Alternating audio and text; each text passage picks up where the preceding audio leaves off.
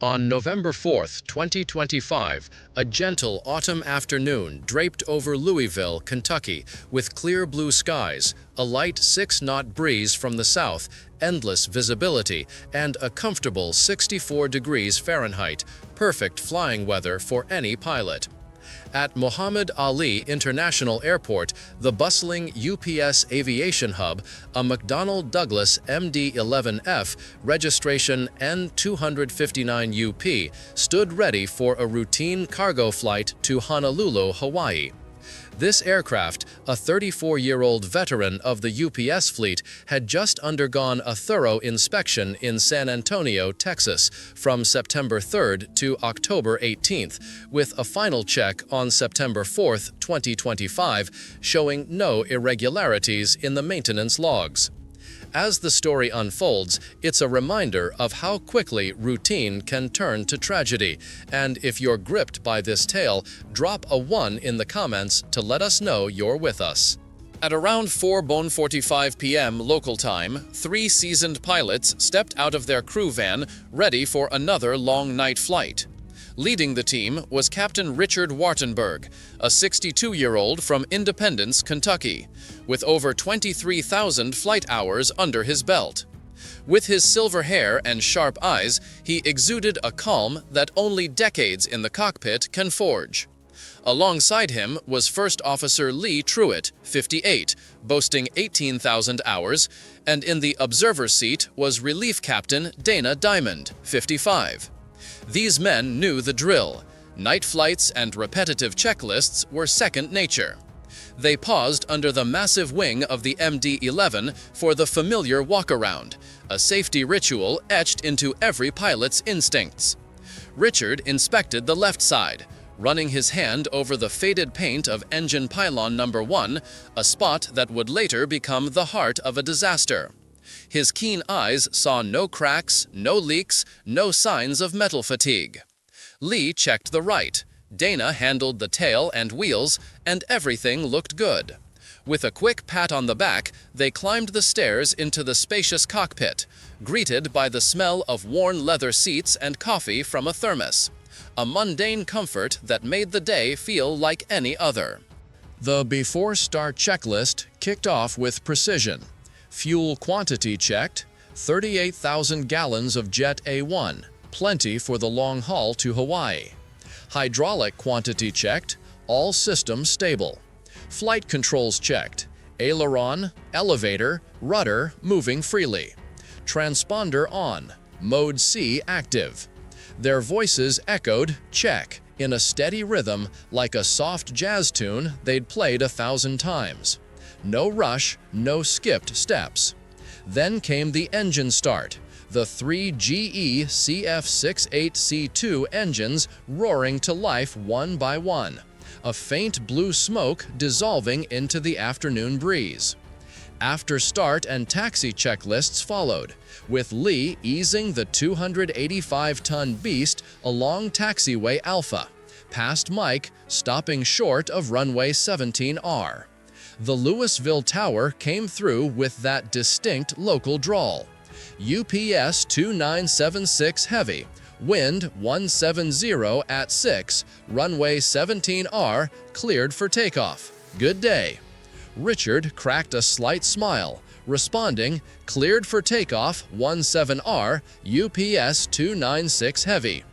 Before takeoff checklist done. Flaps at 15 degrees, slats extended, trim set, auto throttle armed. The throttles crept up to 1.55 EPR, the engines screaming like a metal symphony. Speed built, 80 knots, 100 knots, V1 at 152 knots, the point of no return. Rotate, Richard called, gently pulling the yoke. The plane lifted smoothly. Positive rate, gear up. Gear up confirmed, came the call. Everything was textbook, just like the thousands of flights before. But a mere 37 seconds after full throttle, hell broke loose. Just as the aircraft hit around 100 knots, barely 50 feet above the runway, a deafening explosion, Bang! Ripped through the air like thunder on a clear day. Engine number 1 on the left, weighing over 4 tons, tore off its pylon, spewing a cloud of oil and debris like black rain. Preliminary NTSB analysis, based on airport CCTV and ADS-B data, confirmed the engine detached during the takeoff roll, igniting a massive fire under the left wing. The left hydraulic system severed instantly, jamming the left slats and flaps at 15 degrees, creating catastrophic asymmetric drag. Nearly 40% lift lost on the left, while the right wing remained fully functional. In the cockpit, the master warning and fire bell shrieked relentlessly, a haunting sound captured in the final 25 seconds of the 2-hour, 4-minute CVR recording. Richard gripped the yoke, his voice still icy with professionalism. "I have control. Engine 1 failure and fire." Lee reacted in a flash, reaching for the fire handle. "Fire handle 1, confirm?" "Confirmed. Pull." They executed the engine severe damage fire checklist flawlessly, as if straight out of a simulator. Dana, from the back, supported with thrust 2 and 3 full. But this wasn't a simulation. The left wing was now a tattered sail, the aircraft rolling left at a terrifying rate despite full right aileron and rudder deflection. The crew's reaction speed was exemplary. Under bus to the first command, no panic, no fatigue, no confusion, per the NTSB. Richard, with his vast experience, focused on maintaining primary control, assessing the situation in a split second: engine loss, fire, hydraulic failure. Lee handled systems with astonishing calm, his voice steady despite the gravity. Dana, in the observer role, provided mental support and called out speeds, easing the cognitive load.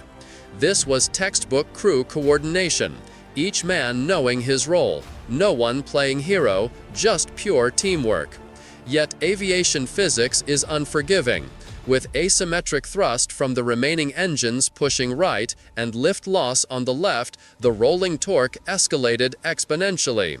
The stall warning screeched, signaling an imminent loss of lift. The maximum altitude reached was just 475 feet above sea level, about 100 feet above ground, per NTSB on November 7. The left bank exceeded 60 degrees in just 10 seconds. From the tower, the controller barely got out. "UPS 2976, say again your," before falling silent, witnessing an orange fireball erupt at the runway's end. There was no time for a full mayday, no chance for emergency vectors. Ground coordination was severed by the speed of the disaster, 62 seconds from takeoff to impact, faster than a rescue aircraft could even scramble. Control slipped away rapidly, despite max power on engines 2 and 3, despite every trick in the book, from banking right to compensate to throttling back engine 3 to ease left-wing load, the aircraft plummeted at a 45-degree angle. The CVR captured their desperate efforts. "We're not gonna make it! Pull up! Pull up!" Richard's voice growled for the first time. "Full right rudder," Lee called, calm but tinged with despair. Dana: "Speed 160, stall!" There were no backups. Not enough altitude to glide, no time to dump fuel, no parallel runway for an emergency landing. Newton's second law, unbalanced forces lead to unwanted acceleration, turned the MD-11 into a victim of its own wing design, one with a historical pylon issue dating back to incidents like American 191 in 1979. In 62 agonizing seconds, the plane slammed into an industrial area just 1.8 kilometers beyond the runway, tearing through the roof of a UPS sorting warehouse and a Kentucky Petroleum recycling facility. The nose ripped through over 300 feet of metal roofing, the fuselage shattered, and 38,000 gallons of Jet A1, about 280,000 pounds, erupted into a 200-meter-high fireball. The blast echoed 15 kilometers away, shattering windows in nearby homes, with thick black smoke blanketing half a mile. Workers on the afternoon shift barely looked up from their desks before being engulfed by fire and flying debris. A man and his 3-year-old granddaughter at a nearby scrapyard became tragic collateral damage. Wrong place, wrong time, as their family's GoFundMe heartbreakingly noted. The final words on the CVR, per NTSB, were Lee Truitt's achingly calm, "I love you guys," followed by the howl of wind through cracks, the groan of metal, and the first impact. No last-second pleas, no Hollywood heroics, just quiet acceptance from men who knew the end. The disaster's ferocity was staggering.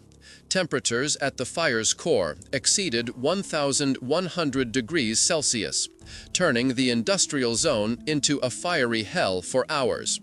14 lives were lost, 3 pilots, unidentifiable except for charred insignia fragments, and 11 on the ground, including warehouse workers, mechanics at Grade A auto parts, and innocents like 3-year-old Kimberly Asa and her grandfather Louis Lou Fidon. 15 others suffered severe injuries, mostly 3rd and 4th degree burns from the blast, debris, and toxic smoke. 2 remained critical as of November 12. The scene after the flames subsided stunned even veteran firefighters. No cockpit left, fuselage in pieces, debris scattered over half a mile, and the acrid stench of burnt fuel lingering for weeks. Tragedy wasn't just numbers, it was the stories. Richard Wartenberg, just flights away from retirement, had told his wife that morning, "Just this weekend trip." Lee Truitt, a proud dad, left behind that haunting "I love you guys" on the NTSB recording. Dana Diamond, ever meticulous, might have been thinking of family dinner. On the ground, families shattered. A mother lost her toddler, UPS workers lost colleagues mid-shift. Preliminary NTSB findings on November 14th pointed to negligence. An 11-inch fatigue crack in engine pylon number 1, present for at least 3 maintenance cycles. Missed because ultrasonic checks were only 60% sampled, not 100% as mandated by an FAA airworthiness directive. UPS and their MRO contractor signed off checked OK without removing the fairing, a time-saving gamble with lives. This wasn't new. MD-11 pylon weaknesses echoed back to FedEx 14 in 1997 and beyond. Yet a fleet averaging 28.4 years old kept flying for being cheap and efficient. Rescue arrived in just 1 foot and 1 minute and bonwe seconds, with Okolona Fire first on scene, joined by dozens of agencies, including the Kentucky National Guard. But they were powerless against the inferno, waiting 35 to 40 minutes to approach with foam and water tankers. A shelter-in-place order spanned a 5-mile radius due to secondary explosion risks and toxic smoke, with Grade Lane closed for weeks. By November 12, all 14 victims were identified, families notified through a painful process of DNA and scorched fingerprints. The toll: 14 dead, 15 injured, and $420 million in damages to the aircraft, warehouses, and environment from spilled oil at the recycling plant. UPS grounded all 42 MD-11s. The FAA issued an emergency airworthiness directive for urgent pylon checks on MD-11s, extending to DC-10/MD-10s by November 15. FedEx followed, inspecting their fleet. UPS fired their maintenance director, set up a $500 million compensation fund, and CEO Carol Tomei wrote, "Words cannot express our grief." The NTSB expects a preliminary report in 30 days, a full one in 18 to 24 months, likely recommending phasing out MD-11s from U.S. cargo fleets by 2030. The bitter lesson from those 62 seconds: No flight is routine when safety is compromised. A missed crack, a careless sign-off, and 14 lives shattered. Aviation reminds us that technology can fail, but human diligence is the last line of defense. The warning is clear: 100% inspections, no sampling. Upgrade aging fleets, never trade lives for profit. Louisville will remember, and aviation must change to prevent a repeat. If this story hit you hard, drop a 1 in the comments to show your support.